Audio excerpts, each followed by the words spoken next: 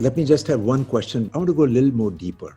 So, okay, let's say I'm over my fear, and this helped. Now, the second most important thing is in emotional wellness to understand and accept our feelings and understand and accept other people's feeling. Having collaborative relationships with your family members, with your professional colleagues, and so on.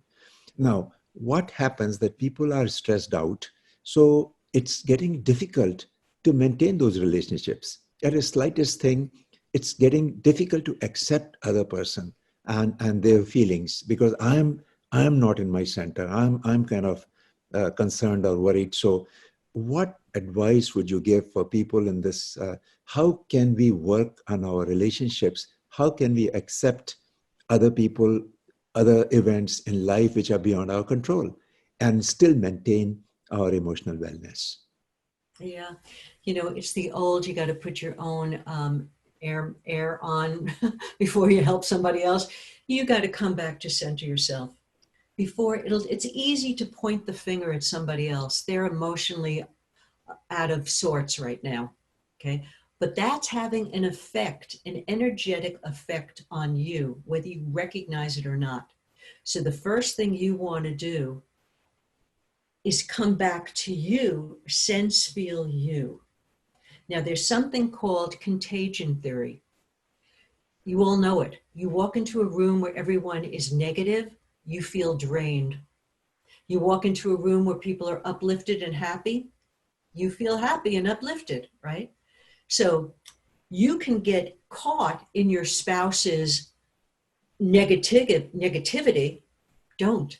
Come back to you, center, ground. You're going to open up your energy and you're going to radiate. You're going to be fine. That's your first job. You got to be fine. Your spouse, whether they recognize it or not, is sense feeling that energy, that wellness in you that will have an effect. Now, while your spouse is going on with whatever, don't try to have an analytic talk about why he or she is feeling that way. It's the person's in a reactive state. They're not going to have a good conversation with you. What you want to say is, oh, honey, yes, oh, honey. Just give them a soft place to land.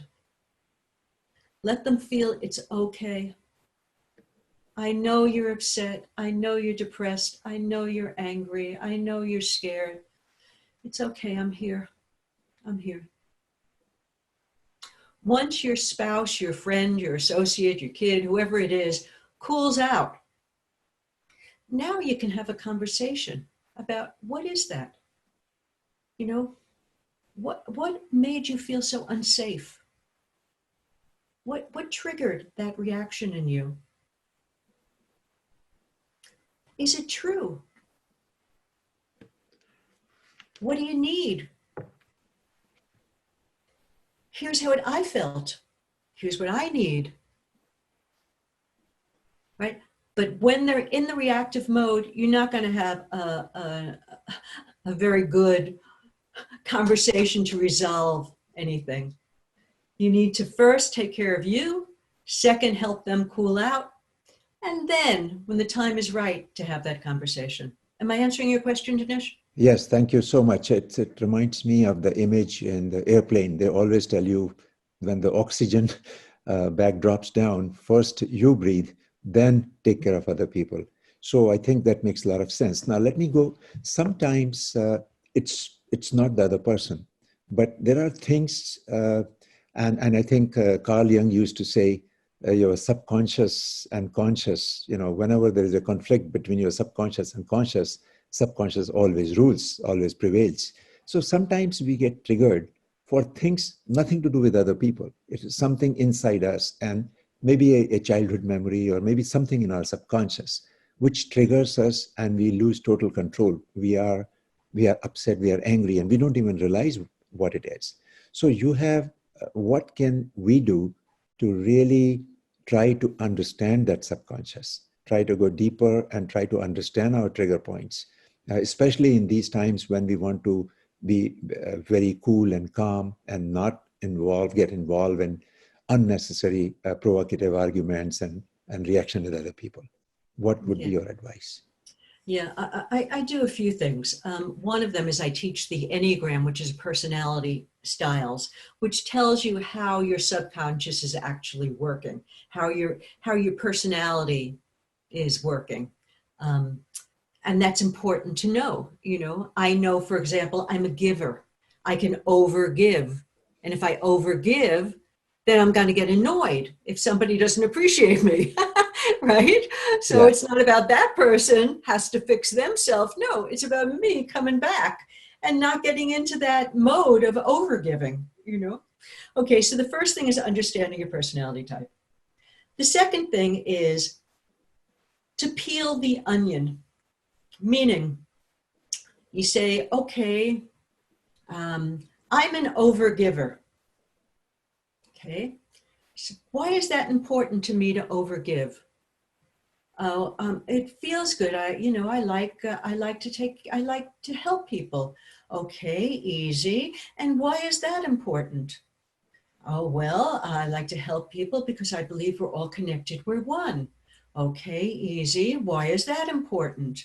You know, and what you do is you keep peeling the onion, peeling the onion, peeling the onion. Now, I've done a lot of work on myself. If I go back to what that's about, it's because I want to be liked. Why do I want to be liked? That's my conditioned mind telling me that's the thing that being liked, being approved of, fixing things, that's how I got along in my childhood, right?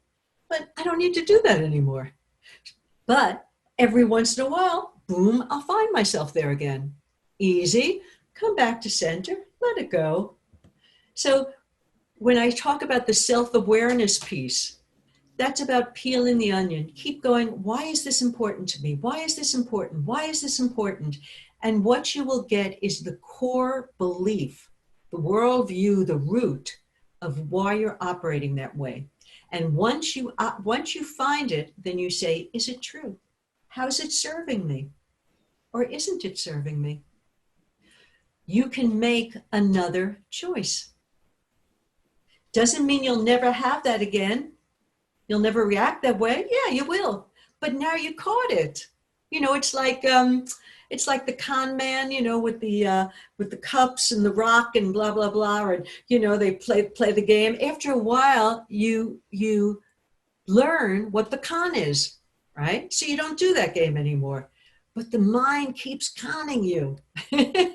Once you have to know what the con is, and then you go, no, I'm not gonna buy into overextending myself.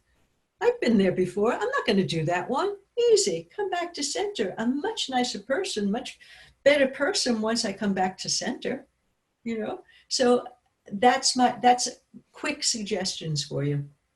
Well, thank you very much. And now this program and the Wellness Support Group, we are encouraging people to learn about best practices, which I think you shared quite a few today, and also to change their habits.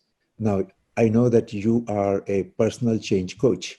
So when people are trying to change their habits, let's say I'm able to ask these questions and get to the bottom, and I figured out my limiting belief or figured out what triggers me. Now, how do I change it? Because change is very, very difficult, and whatever emotions lies. In fact, people say it's emotional eating, especially sometimes when we are feeling lonely, we are feeling upset, we go out to our refrigerator and pull out something. Any habit which our emotions are causing, because emotionally we are feeling in a certain way, whether it's eating or procrastinating or not doing my exercise or any wellness practice which I already know, but I'm not able to do because I'm emotionally not capable. So Yeah. This is the state where I'm aware, but I can't change. So That's a good question. okay. Good question. Okay. Yeah. So the first part, yes, you get the self-awareness, but insight alone does not necessitate change, right? Right. Okay. So the second part is that presence, being in the body. But here's a universal law. When there's a lot of energy coming, here's 50 volts of energy coming. I'm operating as a 20-volt person, right? Right. So Here's the exercise program that I got to do. It's a 50-volt program. I'm 20 volts. It starts coming into my system. I'm going to say, I don't want to. I'll do it later. I'm not into it today. I call it the 180-degree turn. When I was a young woman, there'd be a great guy that I wanted to date. And he asked me out and I'd be so excited. And then the day of the date, just before the evening, I'd go, oh, I don't feel like going out. I feel like just reading a book. I'm not in the mood. That's the 180-degree turn. I learned not to believe it. What I learned to do was to become a 50-volt person. Here's this 50 volts coming in. I need to become more spacious. So if you would for a moment, if I could, if you would just contract your body really, really tight, ooh, really tight, energy tight, muscles tight, everything tight. And now breathe out, radiate like the sun, 360 degrees around you, become spacious. Feel that spaciousness. That level of presence allows that 50 volts to come into my system easily. My capacity has increased. But if I'm holding myself like this, of course, when more comes into my system, I'm going to feel pressure and I'm not going to want to do it. The answer is to open and align to the incoming pressure. Thank you. Thank you so much. Now again, anyone has any questions, they can raise their hand or they can go to the chat box. And I think the question people often ask me that, I am doing everything I can, but it's the other person. He is not doing or she is not doing what they're supposed to do. And I think it's easier for us to see what's wrong or the fault in others. What do you suggest? Because when I get focused on the other person, then it raises my anger, and then I begin to get upset, and pretty soon I have a conflict. So how do I handle that when I'm feeling the other is really wrong and I'm right? I really learned in life that everyone and everything is a teacher if I have the eyes to see and the ears to hear. And that when I point a finger at you, there are 3 fingers pointing back at me. So I see a quality in you that I don't like. You're judgmental, making this up. You're judgmental, okay? Am I judgmental? Now, maybe I'm not, you're judgmental this amount, and maybe I'm judgmental this amount, but I'm still judgmental. My learning is to take a look at my own judgments and to let them go. So you become my teacher. I fix me. See, I can't fix you. I'm a psychotherapist. And when I get clients and a coach, executive coach, if I get a client there who doesn't want to shift, there's nothing I can do about it. And I got a lot of ways to play with people. I'm pretty good at what I do, but if you don't want to, nothing I can do, but I can change me. And when I change me, if you're my spouse, my daughter, my business partner, it's going to have an effect on you. So, Amy, in a way, if you recall, both of us have worked with Peter Block, who is the author of Empowerment and several books on empowerment. And I think one question, I think you just reminded me, one question that had a major impact on my life when I was with him, he asked this question that whenever you are having a conflict, ask this question: how have I contributed to the situation where I find myself in? And that was a wonderful question, because then, and I think what I have learned that it's not that other person is not at fault or the other person is not contributing to the problem. Absolutely, it takes two sometimes to contribute to a problem. But from a resolution point of view, there is not much other person can do. He's in his own space and he's got his own beliefs and his own mind. There is something I can do. And if I find that the actions I was contributing, then I can certainly change them. And by changing those actions, the whole situation will change. But it also sometimes means that you have to make some tough choices and you have to draw your boundary lines. Empowerment does not come without boundary line. And Yeah. but when you love someone, how do you draw those boundary lines? It's not easy.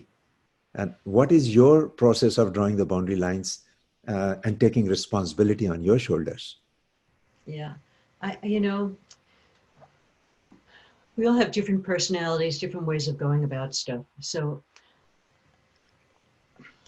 we learn, our teachers, our parents, our religious leaders teach us to love others, right? That's a good person. We love others. We take care of others. What they don't teach us is self-love. They might have taught us narcissism, selfishness. Oh, the world is tough and we got to take care of ourselves and the heck with anybody else. But what I'm talking about is true self-love, recognizing the uniqueness of my being, that only Amy is Amy, only Dinesh is Dinesh, right? So there are times when I first have to honor me. This is my truth. Here are my boundaries. I'm not doing it to hurt anybody, but this is my truth. I am being authentic with you. That's my gift to you. You can always count on me to tell you the truth, to have integrity. You might not like it, but I don't have to take on your stuff to help you. I can stand in my own truth. And you can meet me part way, halfway. If I'm doing this and you're doing this, I'm sorry, I don't know if you can see, but if I'm extending myself so much and you're only coming out a little bit, it's not going to work. Both partners have to be committed. You have to be able to come together to have that kind of honest conversation. Okay, yeah, that makes sense. Now, so I have now kind of understood my boundary line, where I want to go, and self-love is very important because so there is a kind of a balance which I need between self-love and my love for other people. And as I'm balancing that out, I also have to be very proactive whenever I have a trigger point coming, then all the practices you have shared today. So really recall them in that moment, and using those practices, come back to the present moment. That will really enhance our emotional wellness and our ability to develop good relationships with all the people in our life. Now, yeah, may I just say sure, one thing? please. When we're talking about self-love, it's not my ego. Mm-hmm.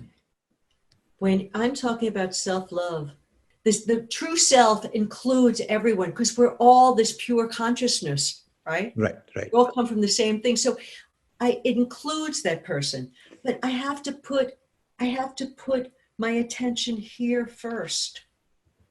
That's why centering, grounding practices, stupid things like elephant feet and angel wings, those are the things that bring me here. When I'm here, I can create the boundaries and I can embrace the other with my energy. Well, this has been a beautiful dialogue with practices of our emotional wellness.